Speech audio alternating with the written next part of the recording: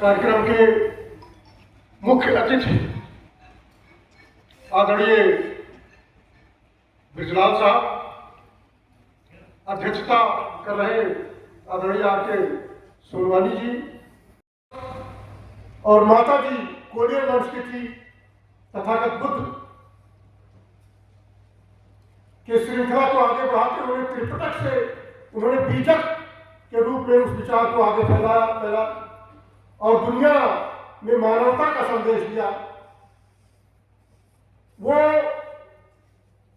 कोलिय समाज के थे और ये गर्व है कि कोली समाज जो है आज उनकी जयंती मना रहा है इस लखनऊ के उद्यान में। तो हम संक्षेप में आपको इतिहास बताना चाहते हैं, क्योंकि वो समाज जो इतिहास भूल जाता है वो इतिहास नहीं बनाया जाता। तो आज के इस पवित्र दिवस पर हमें बताना चाहते हैं कि जब से इंसानियत की शुरुआत हुई, समस्याएं तो भी आप लोग चर्चा ही करेंगे, लेकिन हम वो कुछ खास बातें बताकर अपनी बात को खत्म करूंगा कि जब से धरती बनी और ये भारत, जम्मू द्वीप,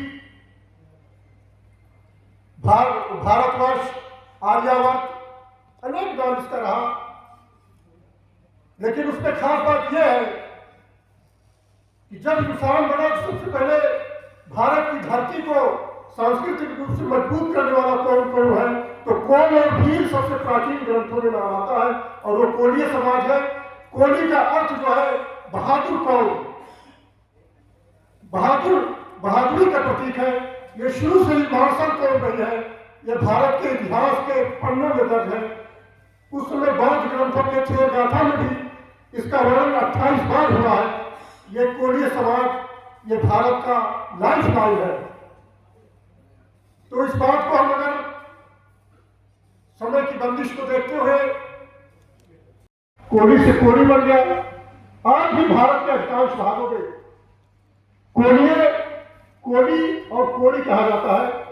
ये आदिवासियों और भारतवर्ष के मानवता का पाठ पढ़ाने वाला पहला कौम है।